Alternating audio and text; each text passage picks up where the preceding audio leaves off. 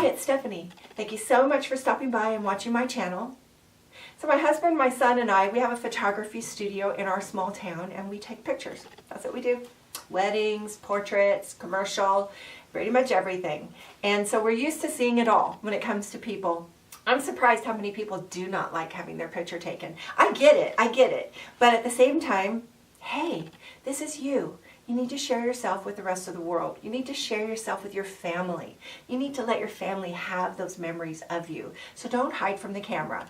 Today, I'd like to share with you just a few little tips for posing for the camera. Some go-to things that you could do every single time. Just practice, practice, practice, and don't hide from the camera.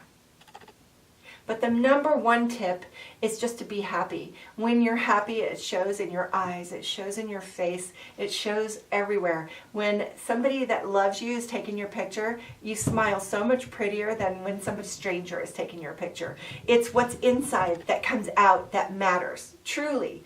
So just don't be afraid to get your picture taken. Don't run from the camera. There is nothing to be afraid of. You want to share. Well, there's a few things you can do to just kind of minimize things like wrinkles. One, every age, they sort of scrunch their eyebrows. And it looks wrinkledy no matter whether you're 20 or 50 or 70. Don't scrunch the eyebrows. Something about that when you're smiling. Eyebrows. Relax the eyebrows. Relax the eyes, actually. So I have a tendency to scrunch my nose. A lot of people do that when they smile. So it makes my eyes get small and it makes my wrinkles show. So what I try to do is just relax my eyes and relax my eyebrows, relax my eyes, and smile. And it's kind of like a little exercise, a little facial exercise. So look in the mirror and practice not your big smile, but just kind of relax and get a smile that you can practice. So it's a good pose, and it's nice to be in control of that. It's not a bad thing to plan to look your best in a picture. It's nice. And I always ask people before I post a picture online, so be sure and do that when you're taking pictures of others. And if you are photographed in a way that you don't love, you can untag yourself in a lot of social media or ask the person to take it off because there's better pictures, right? So this is just some of the tips that we use in our photography business, and I'm just going to show you some simple, easy things. One of my favorites is to have a layer. I just like a layer, kind of just makes things snappy. So if you're getting your picture and you took your sweater off, go put your sweater back on before you take the picture, especially like a family picture. Don't hide and get behind people. That doesn't always work. I mean, sometimes you're in the back, that's fine. But if it's just you and a couple of people, here's the thing. You want to find your hip. This is my hip. So my hip is this one. And not so much this one, it just doesn't feel right. So basically how you find your hip is you just stand there and go side to side. Which one feels like you can sink into it better? This one's for me. So I find my hip. Get your hip and then bring a foot in. You know, beauty pageant style. Get a foot in. Now, I know some of the younger people, like the Kardashians, some of the models, they even cross their legs, and you get a really skinny profile. So I'm not going to cross my, sometimes I do cross my legs, but I usually just try to get a foot in. So that gives you that nice hip and gives you that little bit of curve, okay? The next thing you do is, what do you do with your hands? If it's just you, I like a hand on the hip. It just kind of gives you the waistband. Now, here's the thing about hands on hips. Here's your hip, right? Here's my hips. Now, here's the trick. Come in. So here I am, regular hips. Here I am, in. Did you see that? Bring your hands in. So if I bring my hand in, it just gave me a little bit more of a waist as opposed to bringing them back, right? So hand on hip, bring it forward a little bit.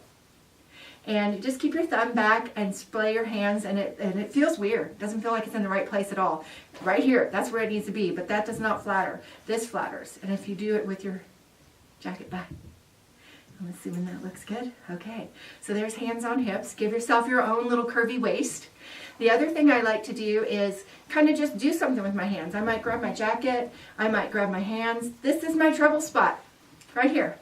Not so much here. Now, if this was my trouble spot, then I'd have my hands right here. That's what I would do. Now, this is my trouble spot, so I'm going to have my hands right here.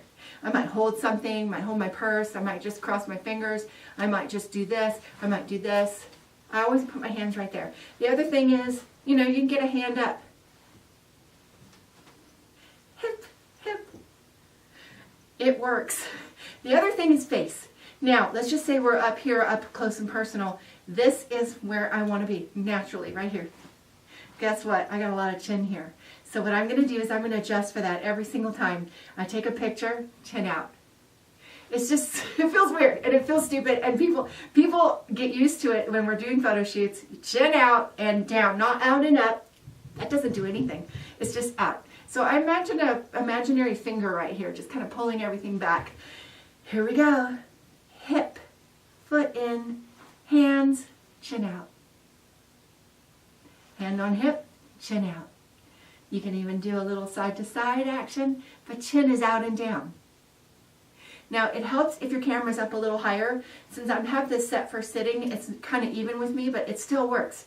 Chin in, chin out, right? So those were a couple of my posing tips, and I just want to say, don't be afraid of the camera. You know, everybody loves you, your family loves you, and these are pictures that are going to last longer than you. So just find your pose, find your camera smile. I call it a camera smile with my little toddler grandchildren. Oh my gosh, their smiles when you say cheese are atrocious. They're like, "Ugh." And you're like, that's not even happy. So work on your camera smile and get it to where it's just always happy, ready to go. Don't hide from the camera. Really, the pictures that are taken of you are not for you. They're for everyone else. They're for your family. They're for the memories. They're for the generations to come after you're long gone. So smile and show them the love in your heart. Show them your happiness. Don't hide from the camera. It's not fair to your family.